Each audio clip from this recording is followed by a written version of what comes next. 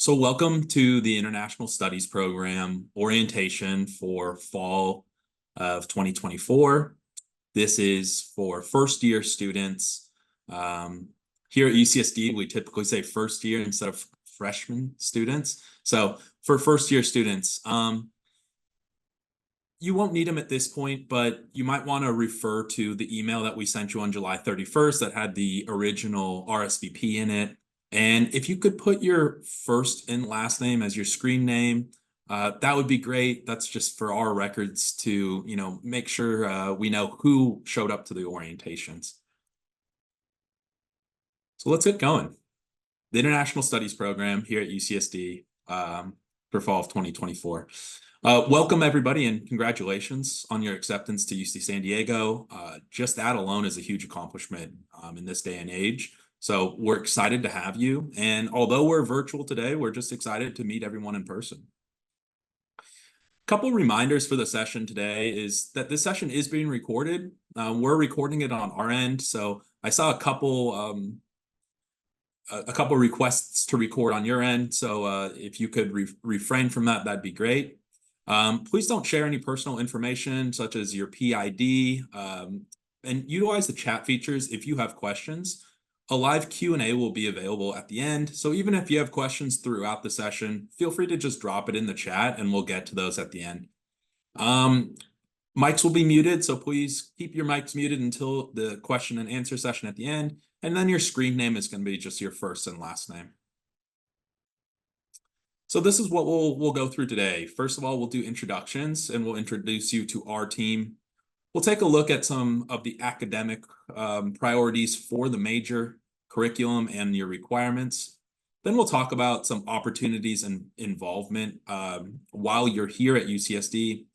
And then finally, we'll follow up with advising. Being that we are the academic advising team for the International Studies Program, you would be contacting us, but we'll let you know who to contact more specifically and how to best contact us. So some introductions, and I'll just start from with myself, and then we'll pass it on to some of my colleagues here. So my name's Corey Wild Fujikawa. I'm one of the academic advisors and program coordinators with the International Studies Program. This is my fourth year with the International Studies Program. I am a graduate from UCSD's Masters of International Affairs program. So I've always been interested in international affairs and international studies. And yeah, like I said, I'm one of the academic advisors, but I'm going to go ahead and pass it over to quickly our director, Dr. Anna Fewer. Thank you so much, Corey. Welcome, everyone. We're so thrilled to have you here. We're excited to have you be a part of the International Studies Program and really looking forward to meeting you all when you arrive in the fall. I'll just say a few words and then I want the rest of the team to introduce themselves. But, we're happy to welcome you to a very unique interdisciplinary program. I mean, ISP approaches the study of politics, of economics, of culture from a global perspective. And whatever career path you ultimately want to go into, whether or not you want to pursue graduate studies, it's really important in our very, very interconnected world that you have an education that establishes a global context. So as you'll hear today, ISP gives you the chance to complement disciplinary studies of international affairs with all kinds of interdisciplinary and regional opportunities. The ISP staff here is going to take you through all of the details of our course offerings and the many opportunities that you can access as an ISP student. So I am, as Corey said, the faculty director of ISP, and I'm also an assistant teaching professor at the School of Global Policy and Strategy, which is the graduate program in which ISP is housed as the only undergraduate program within that graduate school. And I'm also new to UC San Diego. This will be my first term, so we'll be sort of figuring it out and getting oriented together. I would just advise you to please make use of our wonderful student affairs team at ISP. They're here, we're here to answer all of your questions. Really, no question is too small. I want you all to feel totally welcome to email us, to knock on our doors with anything that you need help navigating, whether that's the details of the course offerings or sources of support that you need to access across campus. We will either know the answer to your question or be able to direct you to someone else on campus who does know the answer to your question. So yes, please make use of us. That's our job. Don't hesitate to reach out to us with anything that you need. So that's me, and I'll turn it back to Jose and the other members of the ISP staff to introduce themselves. So I'll just go back one slide here, and Jose, you want to introduce yourself? Yeah. All right. Hi, everyone. My name is Jose. So I'm one of the academic advisors as well and program coordinators for ISP.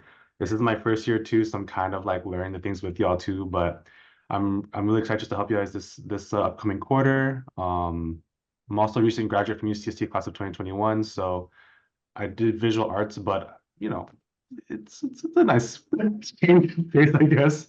But yeah, I don't know what else was there, bro. Yeah. And then our other colleague, Matthew Lynn, is another academic advisor and program coordinator. He's not going to be with us today, but you'll see him a lot during fall once we get going. He's an integral part to our team. So yeah, as we move forward here, let's talk about just more broadly, like why study international studies? And international studies, basically, we're exploring global integration. And what we're looking at, sorry about that. What we're looking at is, through political, economic, and cultural lenses, how our global world cooperates and works together, or at times doesn't. One thing that I particularly like about international studies, I said I have a master's of international affairs, is there's a lot of other students in international studies that share interest in issues, events, and cultures of the world. We have a very diverse program, and I think that just is a huge asset to our program of learning where students are from and having different viewpoints on similar topics. So, after you're done here at UCSD, which seems like a long time in the future, but it might come sooner than you think, you have a variety of career paths in law, business, finance, academia, humanitarian, nonprofit sectors, all, if you choose so, with an emphasis on, the international sphere. And yeah, just more simply, we're going to study the language, the politics, and culture of a certain country or region in depth. And we'll get to that a little bit more when we talk about curriculum. So if you're an international studies major, and this should look familiar to everyone here, you're going to be from one of these 9 majors. So all of the majors are bachelor's of arts degrees, and they all start with international studies. So everything from anthropology to sociology. When you look at this page, you should clearly say like, oh, that's my major. Each one of these majors has some overlapping curriculum, but has unique disciplinary focuses. And so we'll get to that in just a little bit. So as first year students, and you may have heard this before or looking through the welcome packet that we sent you, there's different requirements on campus, college requirements and major requirements. And Triton over there on the right is just our example student. And when we look at the requirements, you can see that it's broken down into college and university here on the left side of the screen, and then major requirements on the right. Now, as your major advisors, we will be doing the academic advising, the messaging, and basically anything having to do with your major requirements. You may have some lower division major requirements, and I say may because not all of our majors do. You certainly will have upper division major requirements down there at the bottom right. All majors, and I guess all majors do have lower division requirements in a sense because they all have a language requirement to take. And then, if we're looking on the other side of Triton's requirements, college and university requirements. Now, all students in this group, are going to be in one of our now 8 colleges here at UC San Diego. And it's a little bit confusing because our college requirements actually differ their GEs by the college. So because you're sitting next to a student that is the same major and maybe the same entry year and even from the same part of the world as you may have completely different GEs because the person sitting next to you may be from ERC College, Eleanor Roosevelt, and I might be from 7th College. And then the person to my right, might be at Thurgood Marshall. So College requirements differ by college, and I know in about a month and change, you'll have your college orientations, which are mandatory because there's so much nuance in the different college GEs. In addition, if we look under that college and university box, we also have university requirements. Some of those include all students at UCSD must reach 180 units as a graduation requirement. In addition to that, there's the diversity, equity, and inclusion requirement, a writing requirement, American histories and institutions requirement, and then a climate change requirement, which is brand new to UCSD this fall. So moving on, let's talk about the major requirements. Again, as your major advisors, please direct any questions you may have about your major to us, and then you'll have expert advising through your colleges that are going to have, the most up-to-date and important knowledge and advising just specific to your college. So all students in the international studies program do have a language requirement, and the requirement is not fluency in a foreign language, it's a fourth quarter proficiency. The best way that I could explain that is, I speak a little bit of Spanish, but let's say I wanted to learn French. I don't know any French, but if I started in fall, I would have to go through fall, winter, spring, and then next fall would be my fourth quarter of French. So basically, if you're starting from a language, starting fresh from a language, with a new language, you would have to reach 4 quarters or the equivalent. I know a lot of students come in with, AP or IB. And while that's good, it's certainly not necessary to come in with a background. Some students have, students that went to high school outside of the United States, they can waive this requirement if their language of instruction of their high school was a language other than English. And we also have a few other ways to fulfill this requirement, including a proficiency exam. Simply put, if I grew up speaking a different language, or if I studied a language to the point that I was, proficient at that fourth quarter level, reminder, it's not fluent, that I could take a proficiency exam at UCSD and have my requirement waived. Again, AP, IB, or SAT 2 scores would also fulfill that depending on the exam and depending on the score. And then finally, there's heritage language coursework here at UCSD. Essentially, this is for students who grew up speaking a language in the household, but they don't have a formal education in that language. These are really interesting courses, and taking one of these courses will fulfill that fourth quarter language because they're a little bit higher level, but they do have the expectation that you grew up informally speaking and learning a language. And that's just those languages at the bottom is just a short example of some of the languages offered here at UCSD in the heritage language program. So moving on, let's talk about lower division requirements. I said that, these lower division, non-language lower division requirements are specific to just a few of our majors. And those majors are as on this slide right here: International Studies Economics, International Studies International Business, and International Studies Philosophy. If you're one of these 3 majors, please just make sure that we understand that you do have a lower division requirement. In saying that, that doesn't necessarily mean that these majors are quicker or easier than any other major on campus. Oftentimes, these lower division requirements are going to overlap or fulfill one or several of your GE requirements necessary for your college. Essentially, especially for economics and business, these lower division courses are going to really set you up for success when you start taking those upper division major requirements, and they're prerequisites for a number of your upper division major requirements. The same goes for philosophy. Phil 10 is basically a gateway to your upper division philosophy courses. So you're going to look to take these courses in your first or second year at UCSD. And a lot of students do end up, taking these courses at community college, or maybe transfer in from their AP, IB, or SAT 2 credits. So it's important to check your degree audit and your academic history to see, if you may be starting, fresh, or, especially with calculus, like through a math placement, or if you have the necessary coursework or test scores to start at a higher level. I don't want students to worry if you are starting at, say, a pre-calculus level, or, Econ 1, or if you haven't transferred any coursework, that's no problem. We have plenty of time here at UCSD for you to complete these lower division requirements. So don't think that you're starting your time here at UCSD at a disadvantage. Yeah, and then moving on, just like a more broad overview of the major requirements. So the language requirement, the lower division requirements, and you can see it says differs by major track. We have 3 INTL courses. These courses are specific to the International Studies program and only available for International Studies majors.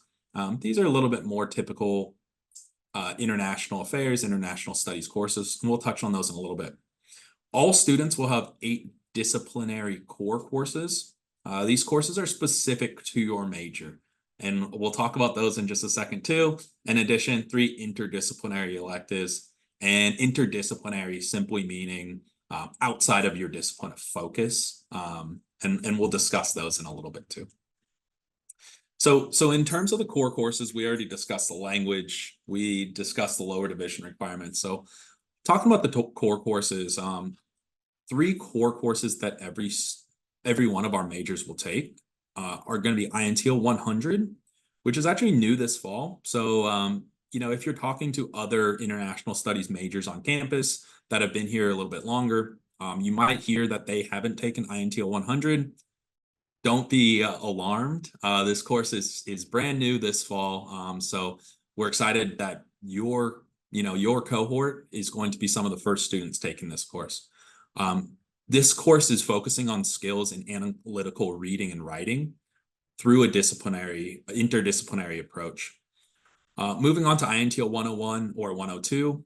INTL 101 is more about the culture and society through an international lens, and 102 is more of an economics and political theory course through international change. Now, these courses, 100, 101, and 102, we don't have the same professor, every academic year or even every quarter for these courses. So depending on who your professor is, you might have a more, different nuanced approaches to these topics, which we believe is a real strength in our program. We want professors to teach things that they both have interest in and that they have expertise in. And then finally, if we look at the bottom of the page there, we can see INTL 190. INTL 190 previously was a strict requirement for our students. It is now an optional requirement for our students. But for students who are interested in graduate school or students who are interested in advancing, whether that's a master's degree or a doctoral program, or students that are looking, at jobs in research or need a deliverable for certain job applications when you're done. INTL 190 is what was our capstone seminar. And the work in this course is all focused about completing a research paper. Those are typically 20 to 30 pages, but you'd be working with a professor on this research paper, and basically, these are the things that a lot of grad schools are looking for. And so while it is optional, I would highly encourage it, because this is the thing that you can actually take away from UCSD down the road and use it as one of your deliverables or supplemental documents or one of your writing examples for future opportunities. So let's move on. We'll talk about INTL 100. Like I said, first quarter offering INTL 100. The prerequisites for this would be the completion of at least 1/4 of university level writing. Now, let me just say the majority of first year students, the vast majority, won't be taking this in fall. As you can see, the university level writing course varies by college. So I just want all students in our presentation now to kind of identify their college, take a look at that prerequisite, and then kind of put a mental note in the back of your mind like, oh, okay, I won't be taking INTL 190 until I complete at least one of these courses. As you can see, like for Revelle College, it says Hume 1 through 5. the completion of simply one of these courses will be your prerequisite for INTL 100. And let me say, INTL 100 is typically a course that is, scheduled to be in early in your sophomore year or maybe late in your first year. So realistically, I don't want students to think because they don't take this in fall, winter, or even spring of their first year that they're setting themselves or they're behind in their studies in any way. I would say the average time that students take this is, winter, maybe spring of their second year for first year entry students. I just wanted to, express that some students do take this in their first year. Of course, we're seeing more students with first year students with community college credits, more first year students with AP and IB scores, which might position them as what looks like a academic second year student instead of a first year. But again, don't think that you're behind if you take this, even late in your second year. That's completely fine. You have ample time to finish all of your requirements. And then moving on, 101 and 102. And like I said, the prerequisites is the completion of INTL 100 and second year standing. That would be the completion of 45 units. Again, many students transfer units to UCSD, so that might look different depending on your academic history. And then what like I kind of touched on earlier, 101 is more focused on culture and society and international perspective, cultural and social development of the modern era. We've had some really interesting professors who have taught this class previously. One that comes to mind is one of our linguistics professors here at UCSD, Professor McIntosh. He taught this course through the lens of like a linguistic theory and how linguistics in different languages may have real effects on cultural or social development in a country. So, like I said, we have professors that teach to their expertise and teach to their interests. And then 102, economics, politics, and international change. So this is examining domestic and international sources of economic and political change. Again, these are going to vary, slightly depending on the professor teaching them. And in saying that, I don't think there's necessarily one professor that teaches these courses better than any of the other ones. I think you're always going to be in good hands with our INTL professors. These professors are very carefully picked and have a really, all the professors that teach INTL courses have a deep relationship with our program. So I really don't think you can go wrong no matter who's teaching it. And then I discussed INTL 190. This is optional. For this cohort, INTL 190 would be able to fulfill a regional requirement if focused on a region. Just hold that thought in your mind because we're going to discuss interdisciplinary electives and regional requirements in an instant.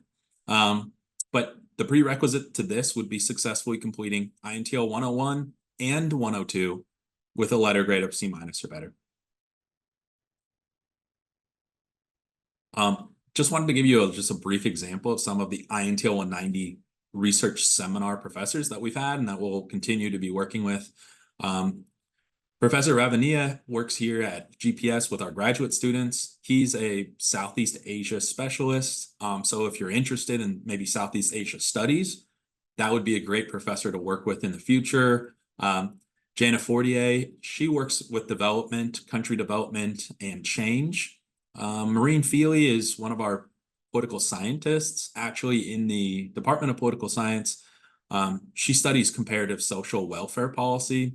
So for any students who may have an interest in, say, public policy, whether at the domestic or international level, she's always a great professor to work with. And then Professor Appel. Professor Appel also works at the School of Global Policy and Strategy with our master's students. He works with global governance and non-state actors and security, and also social science. He has an interesting kind of combination of law and international security as they intersect. So we just wanted to give you an example that INTL 190, similar to our other INTL courses, these professors are going to be teaching on their expertise. And in an INTL 190 research seminar, we typically only have about 20 students per section. So you can work very closely with these professors. Yeah, it's a strong professor model for our INTL 190 courses, due to the nature of it and due to, the nature of research and working with a professor who's done research in their, obviously academic and professional history. And in addition to the INTL 190s, the International Studies program has a honors program consisting of a 2-quarter sequence of INTL 190H and 196H.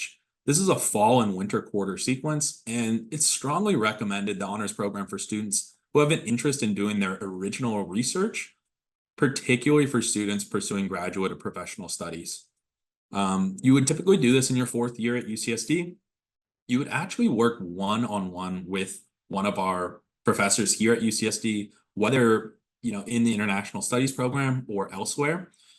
This is going to prepare you for graduate professional schools. I will say the honors students and the papers that they produce have ended up leaving UCSD with, I would say, some of the more prestigious roles. One of them that comes to mind is recently we just had a student get a fellowship at Stanford that was completely funded to continue in Japanese language studies, and she worked closely with one of the Japanese language linguists here at UCSD.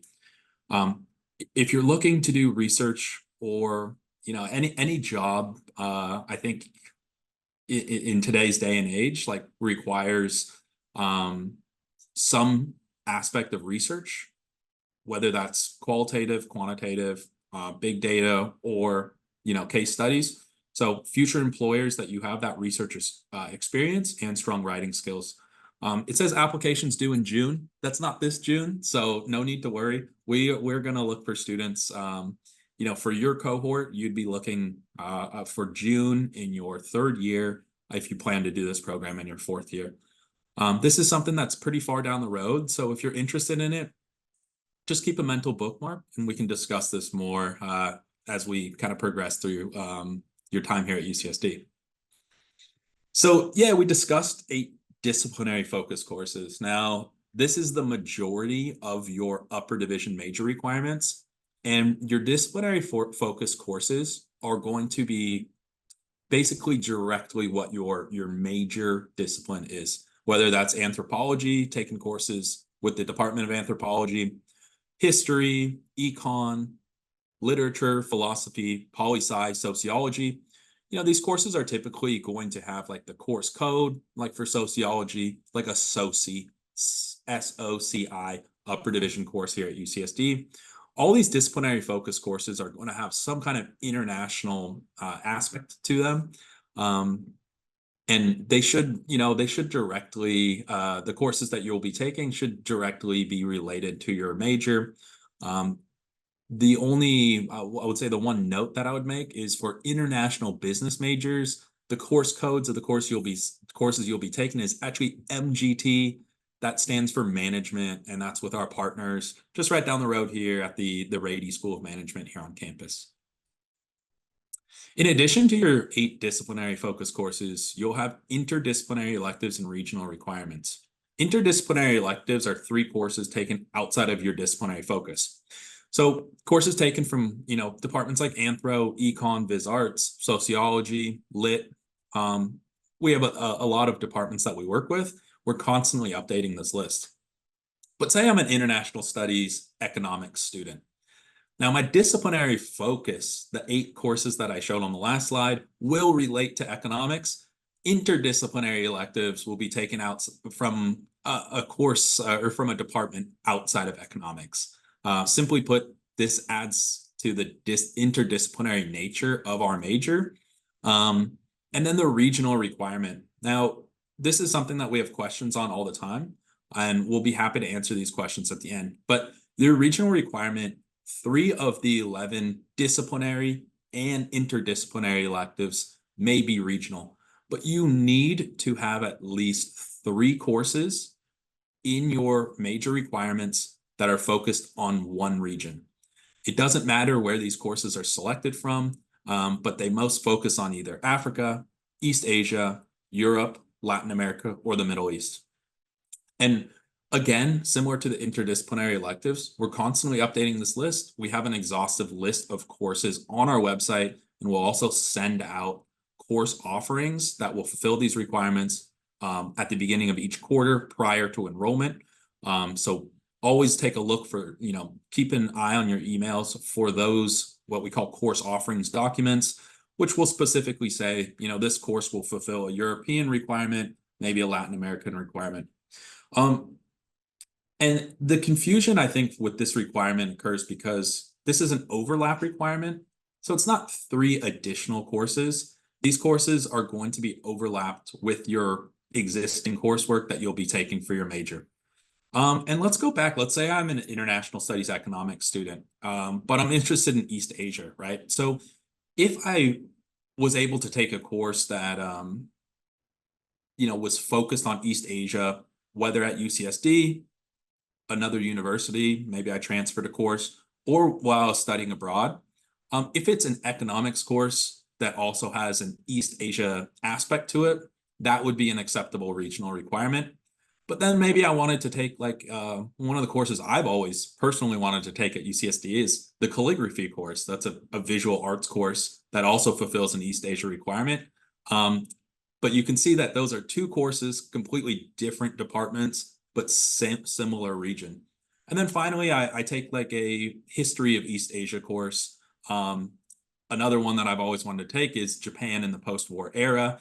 And that would be from the history department. So you can see maybe I have an East Asia focused economics course, an East Asia focused visual arts course, and an East Asia focused history course. And while they're all from different departments, they are all focused on the same region. We'll talk about that more, and we'll look to answer any questions you may have, because it can be a confusing requirement. So let's look at some example curriculum, and this is for international business students. So don't think that just because this is business, this is what everyone's business plan will look like. But in your disciplinary focus, you will have 8 courses total. Now, for business students have a very prescribed 5 courses that they must take. And you'll find that some majors have courses that are mandatory to take. Philosophy is one of those majors. And if not mandatory, it may be selected from ranges. Say like political science students may select from Poly 120 to 130. So those number ranges kind of give some boundaries and some parameters about courses you can take. So back to the curriculum at hand here, this example. Our business students take MGT 103, 164, 166, 181, and 112. I know I did that in kind of a funny order, but that's typically how students take those. And then 3 elective courses. These courses would be selected from ranges from subtopics like accounting, finance, entrepreneurship, marketing, or operations.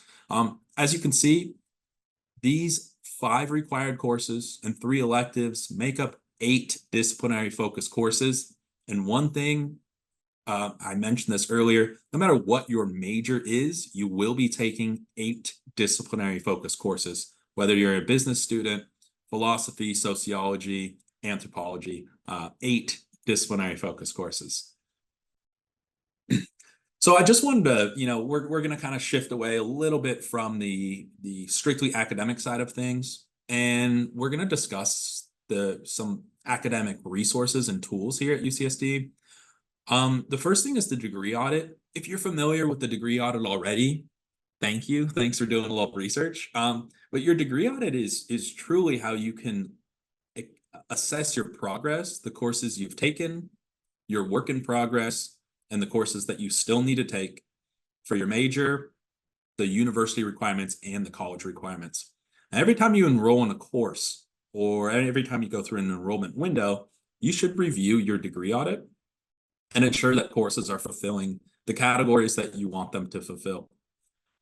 The degree audit is not just a tool for students. Academic advisors like myself are constantly looking at students' degree audits. And in fact, when we process diplomas, we will not sign off on your diploma if there's anything missing from your degree audit.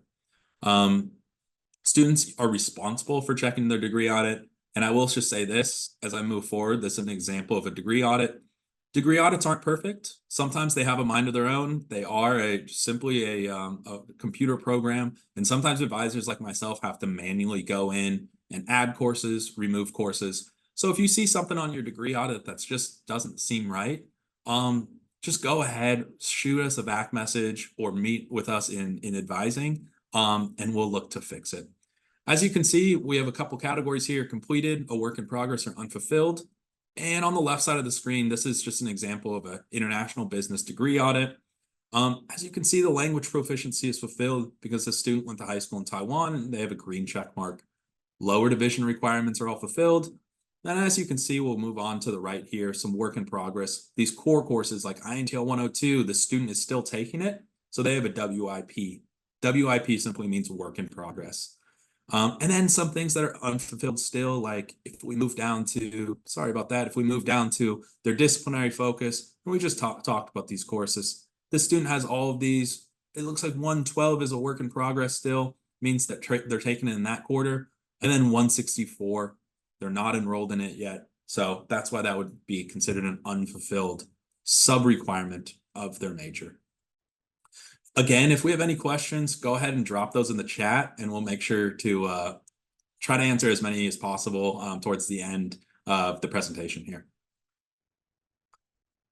Here's a sample of a student at ERC, Eleanor Roosevelt College, because as we looked at the major requirements denoted here and here, we can also look at the college requirements for a student at Eleanor Roosevelt College. So I would encourage all students, even prior to your enrollment later this week, to look at your degree audit and become familiar about the different sections, subsections, and requirements. Let's talk about another program quickly, and we'll talk about the joint bachelor and master's program. So this is what we call the BA MIA program. This program is extremely popular, and it's only getting more popular. So this program is designed for students looking for advanced training and employment in private, public, or nonprofit sector. You know, essentially, to give you a short overview of the program, if you're interested in graduating from UCSD with both a bachelor's but a master's, if that's part of your academic plan, this program can be extremely beneficial. Essentially, in your third year at UCSD, if you are one of the three majors listed below, IS Economics, IS International Business, or IS Poli-Sci, you can apply for this program in the third year, your third year at UCSD.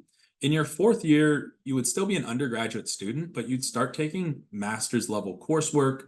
And in your fifth year at UCSD, you would be fully matriculated to master's standing in the Masters of International Affairs program here at the School of Global Policy and Strategy. As one of the more prestigious international affairs schools, not only on the West Coast of the US, but in the US in general, the opportunity to graduate from UCSD with your bachelor's and your master's degree in 5 years is extremely beneficial, both from a time perspective, on a financial perspective, and just an academic professional perspective. Happy to discuss this more with students, but for students that are interested, I just want to let you know that you should be looking forward to an email about this program, and we'll have a kind of a meet and greet and an information session in fall quarter, either in week 3 or week 4. So just keep your eyes peeled and we'll look to answer as many questions as possible during that in-person information session. Yeah, I also wanted to discuss the International Studies Student Association quickly. I'm not sure if we have I'm not sure if we have actually any members here. I know we were kind of discussing that, possibly having some members speak, but I can discuss the ISSA program briefly. This is the official student org for UCSD's ISP program. Basically, ISSA is comprised of both academic, professional events and social events, with through mentorship and professional development.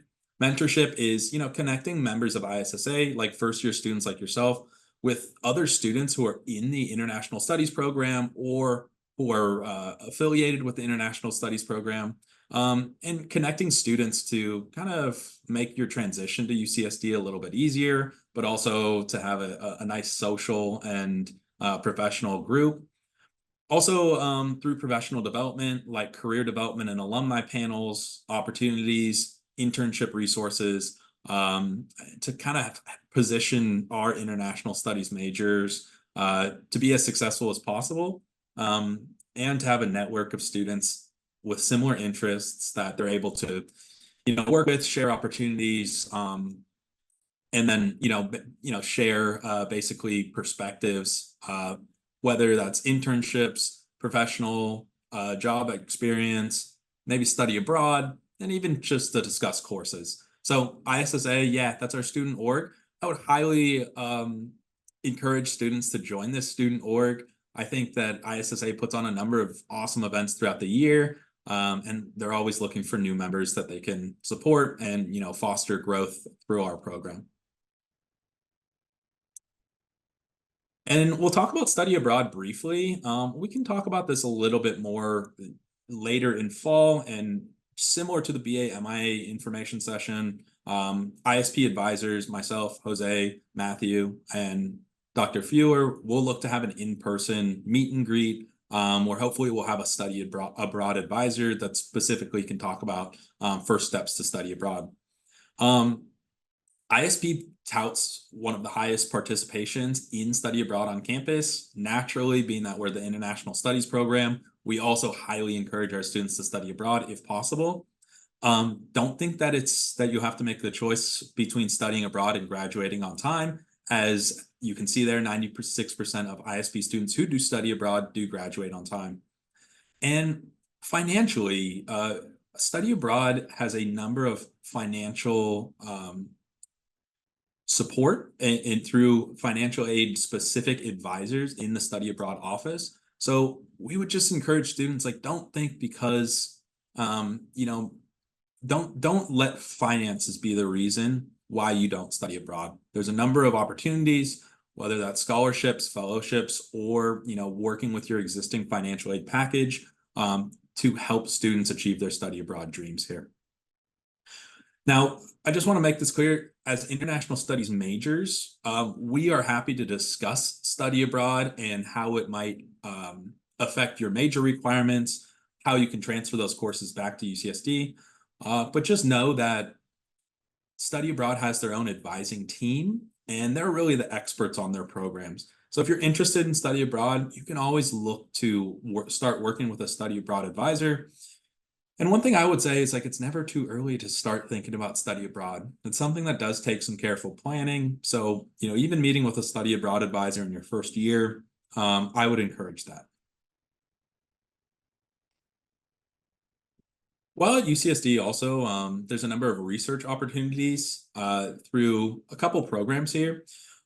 Independent research with faculty typically would go through, you'd get started through the academic internship program or the undergraduate research hub.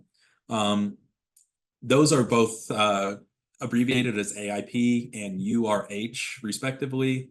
A couple other opportunities is the UCDC program, in which students would go to Washington, D.C. For an internship and or research seminar.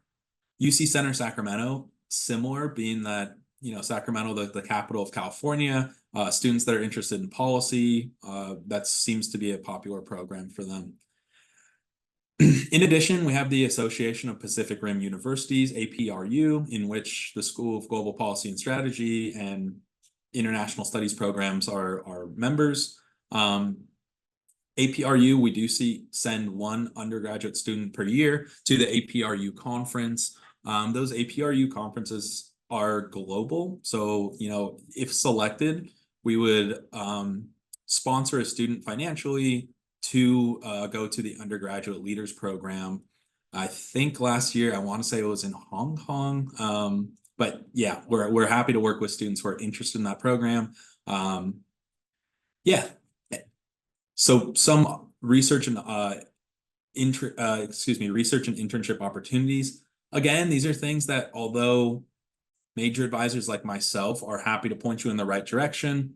All of these programs have their own advising teams, and they truly are the experts on these topics. So if you're interested in one or many of these, we're happy to point you in the right direction. You can also find these resources in the welcome packet that we sent you, that included the RSVP link. I believe we sent that out on July 31st. And then I just wanted to briefly talk about some other things while we're here. Double majoring at UCSD is fairly popular if students have the ability to do it, in terms of, you know, time in their academic schedule, in their academic careers. Many of our students do double major. Basically, to double major at UCSD, you know, it's important that you review requirements for both major. You do have to submit a petition, a planning worksheet, and a personal statement. You'll submit it to your first major. So if your first major is us, which it should be, being that you're in this orientation, you'll submit it to us first, your second major, and then your college advisors. Yeah, students can declare their double major as early as their first quarter here at UCSD. What I would always recommend students to do is simply, the most helpful page for double major is just how to declare a double major. It's a page on UCSD's Blink system. So if you just Google UCSD how to double major, that'll give you a page with all the necessary documentation, but also requirements and restrictions to double majoring here at UCSD. And then another great resource that's available to you being a UCSD undergraduate student is the Career Center. Our students work with the social science career coaches. They offer a number of workshops, including resume writing, career exploration, and more. Networking opportunities through the Handshake portal, including internships or future jobs. And you can always meet with one of the career coaches. The two career coaches that we currently work with ISP are Cam Found and Madigan Turnquist. These are both social science specific career advisors. And the Career Center is what we'd call like a central campus resource. So while you won't find these career advisors like in our offices here in the Robinson building at UCSD, the Career Center is right there in the middle of campus by Price Center, if you're familiar with campus. And these two career advisors, career coaches would be happy to work with you. And then, of course, we have the academic advisors, myself, Matthew, and Jose. We're going to be, as your academic advisors, your first point of contact for any things like academic requirement questions, documentations and paperwork, things like study abroad, internships, any forms you may have that need approval. Sorry about that. So starting with drop-in advising is posted on the ISP website. We would love to meet you in person. So we always encourage students to just come by during the drop-in advising hours and meet us in person. We offer drop-in advising Tuesday, Wednesday, and Thursday, 2 hours in the morning from 9 to 11, 2 hours in the afternoon from 1 to 3. And this is a campus-wide policy, not a personal policy, because we're looking forward to meeting you all in person or virtually as soon as possible. But campus actually will open up these drop-in advising resources to newly admitted students after August 28th. So you just have to wait a little bit. That's when newly admitted students like yourself are moved to the virtual advising center. And you need to be part of or have access to the virtual advising center to access drop-in advising. So we'll look forward to meeting you. In saying that, if there's any students on campus before August 28th, or if there's a really pressing issue that truly can't wait or truly can't be answered through a VAC message, just stop by our offices. If there's someone here, which there should be, we'd love to just talk to you. Advising appointments are a scheduled appointment for students that, these are a little bit larger appointments. Typically these appointments would be not for things like class planning or signing documents or document review. These would be more, larger issues, whether that's, larger personal issues that, you feel like you need to have a cutout, maybe half hour or more to meet with one of us. Things that are going on outside of school, larger, academic issues of, so, while we think we can get most things done in drop-in advising, and we find that that's typically what students prefer as well, because they can come at a time that works for them. We will always be available for advising appointments, and we'd prefer to meet with you in person for these advising appointments. We'll discuss, and you can find this in the welcome packet as well, that these both drop-in advising and advising appointments can be found on our website under the academic advising tab. Virtual Advising Center. Now, I would say the majority of questions, if they're quite short or feel like they can be answered, academic questions, they can just be answered through the Virtual Advising Center. This is like a messaging center. You essentially are going to start a contact, which is like a messaging thread, a contact to us, send us a message, and then we have all your information on the back end, like what year you started, what classes you're in. We can take a look at your academic history or your degree audit. And then we typically respond within 24 to 48 hours in a typical business week. Now, one thing that the Virtual Advising Center, one thing you can't do is send an attachment. So any forms or need for signature should be completed and sent to isp@ucsd.edu with the date you need it returned. Now, I want to make this clear, although we're always happy to review emails from students. Due to FERPA regulations, and some FERPA is basically the legality of academic advising and your rights as a major or college student here at UCSD. All academic questions should be sent through the Virtual Advising Center. You'll have a quicker return to your question, but also, like I said, there is some concerns with privacy by sending us information straight to our email. The Virtual Advising Center is set up as a secure messaging system, and it is preferred for those reasons. So any, questions, academic questions about, how to start with programs, questions about larger programs here on campus or with ISP, like the honors programs or BA, MIA, should all be sent through the Virtual Advising Center. And this is how you access the VAC. You can, like I said, submit questions to your college or major advisor. For us, all major questions should be sent to us as your major advisors. Like this says, respond within 72 business hours. Like I said on that last slide, it's often sooner than that. And through advising tools on my Triton Link tools, you'll just go down to the Virtual Advising Center. Select Ask a Question, drop down the topic, and then the question. As you can see, this is directed to International Studies Program / Global Policy and Strategy. Like we kind of mentioned earlier, we're housed within the School of Global Policy and Strategy, so that's all going to go to us at the end of the day. Drop-in advising can be found through the Virtual Advising Center in this Meet with an Advisor tab on the left. You can view hours on our website. That QR code will send you to the academic advising page. Like I said, we will not be meeting with students until after August 28th. That is not a choice of ours. That is actually enforced by Central Campus. And then I just wanted to go over some tools on Triton Link here. So advising tools, like we discussed earlier with a degree audit, you can always look at your degree audit.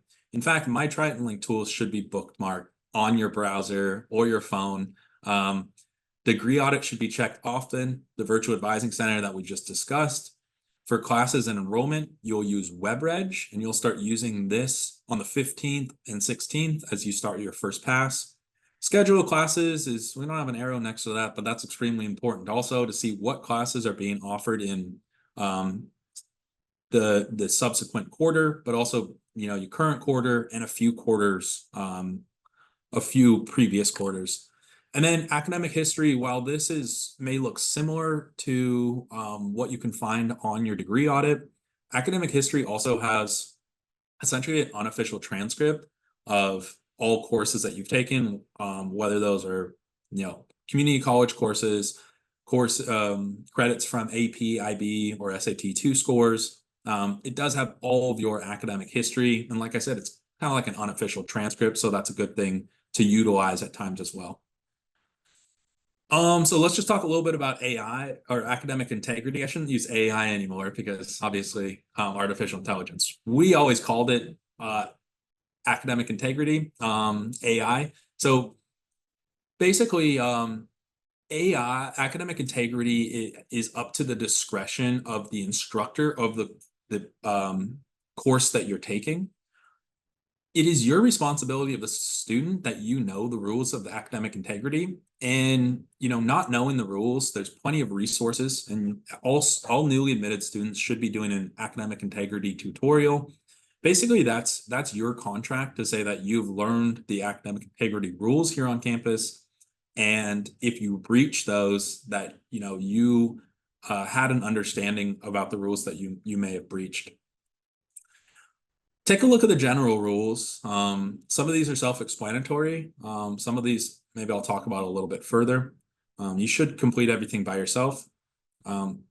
Electronic or paper aids during an exam need to be, explicitly permitted by the professor.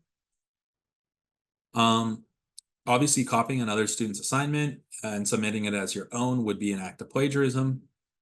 Purchasing help or an assignment is looked at more severely than just simply copying. And basically similar to a lot of the high schools or possibly some community college coursework that you've done before, we do have programs that are going to show exactly if coursework has been, taken from an internet source and not sourced correctly. We will be able to see the likelihood that a assignment was done through AI like ChatGPT. And then of course we're able to see if a previous student turned in work that you are copying for your own. It's quite easy for us to see these things, and so professors do run assignments through these checks. So there's really no excuse for trying to maybe game the system a little bit here at UCSD. One of the things that really kind of pains me is with all the resources we have on campus, we hate to see students run into academic integrity violations, which at time would mean being suspended for a year from UCSD, being suspended for a quarter at UCSD, or dismissal from the university. We get no joy in that, and really, as a major, as a college student at UCSD, we expect that you have the professionalism and the maturity to complete assignments without aids from whether it's the internet, your friends, family, or anyone else. We have the confidence that you can do these assignments and tests on your own, and that you live up to the grade that you deserve. Yeah. So I'll just keep it there. If we have questions about this, we're always available to talk about academic integrity. Corey, can I Dr. just add something quickly? Thank you. I just wanted to add that when it comes to artificial intelligence aids like ChatGPT, I think the important thing to keep in mind here is that you are only permitted to use it and use it to the extent that your instructor has explicitly allowed or permitted. And that should usually be indicated on your syllabus or on the written assignment. But just to be very clear, that's going to be up to the instructor. Some instructors may not allow the use of AI at all. Some instructors may allow the use of AI in limited circumstances or for limited purposes. And it's your responsibility to be really clear as to what's allowed and what's not. So just to add to what Corey said, I think this has gotten a little bit muddy with the advent of chatbots, and I just want to be clear as to what's expected of you. So thanks, Corey. Yeah, absolutely. And this should be really clear on the syllabus for the individual course that you're taking. When in doubt, don't err on the side of using this technology, err on the side of not using the technology. And any professor here at UCSD would be happy to discuss the parameters in which you can use not only AI, but any other resources. Yeah, I'll just leave it there. Questions. We have an academic integrity office here at UCSD. If you have any questions about academic integrity, you should reach out to them. They basically create the policies and the academic laws here on campus. This is, don't feel like this is like a place where you're going to receive criticism. I'm sure the academic integrity advisors prefer students to ask these questions instead of not ask the question and risk a violation in the future. Final reminders here. Fall course enrollment and time appointments will begin on August 15th for first-year students. Drop-in advising and appointments begin, like I said, after August 28th for newly admitted students. And you can always visit our website for advising hours or closures. And yeah, I mean, I think we'll move on to questions now, but just for enrollment, if you haven't checked WebReg, that will have when your first pass starts. So please check on WebReg if you haven't done so already when we're done here. Some academic resources, and these are some things that you'll find in the welcome packet we sent to you already. Our newly admitted student page, our opportunities page. These are pages on our website. Academic integrity, financial aid and scholarship office, reviewing, of course, the major requirements for each of our majors, study abroad. And I'm going to hold on CAPS. I'm going to talk about that in a second. OASIS is works with mentoring, academic support, works with tutoring. So it's a great resource on campus. The Writing Hub provides mentoring and one-on-one help for students who want to improve their writing skills. The math department, if you are in one of the majors that requires math, the math department has a number of tutoring resources. Basic needs down there, access to food, housing, financial wellness resources for support for our students that may be in need. And then OSD collaborates with students with documented disabilities to review their documentation and provide appropriate accommodations. Working with OSD, if you have any questions, I would suggest reaching out to the Office for Students with Disabilities as soon as possible, as accommodations do take a little bit of time to get added to your record. And then just two things I wanted to stress a little bit more is CAPS. CAPS is counseling and psychological service here at UCSD. As a UCSD student, you have access to free confidential psychological counseling and crisis services. Now, CAPS is something that I just want to take the stigma away from. I was a master's student here at UCSD. I accessed CAPS to see a therapist here at UCSD, and it was extremely beneficial. Students who find that school can be stressful, overwhelming, and just in general, this time in your life, I think can be a time with a lot of uncertainty and a lot of change, both socially, maybe in your family, but there's a lot of change in your age. So I would just say, there should be no stigma behind counseling and psychological services. Many, many, many of our students do it, and we promote this. We think that this we'd rather see our students happy and healthy than the other way around. And this is another thing that even if you're starting to feel like you're going downhill or sliding a little bit, access their services quickly before things spiral. And then basic needs. Students at UCSD come from a number of backgrounds, and just know that as a UCSD student, you can always come to us if you are experiencing food insecurity, housing insecurity, financial insecurity, or as at UCSD as academic advisors, we're mandated reporters, but we're always happy to discuss any situations of harassment, violence, or any other things that are affecting you as a person. And we can put the student stuff aside because some of these things are bigger than school. So we just want to make it clear that as your academic advisors for your major, we are here to discuss these things and point you in the right direction. We don't think any of our students should suffer because we have so many resources here on campus that no UCSD international studies major should suffer while they're at UCSD. So just a few contacts here. I'll let you kind of take a look at this. But yeah, we'll get into some Q&A just in a second here. Yeah, but we appreciate your time. We appreciate the ones that are still locked in. I know these Zoom meetings can be a little bit tedious, but I promise we'll get into some Q&A. So yeah, we'll open up the chat if you have those questions. Yeah, we can go ahead and start looking at some of these.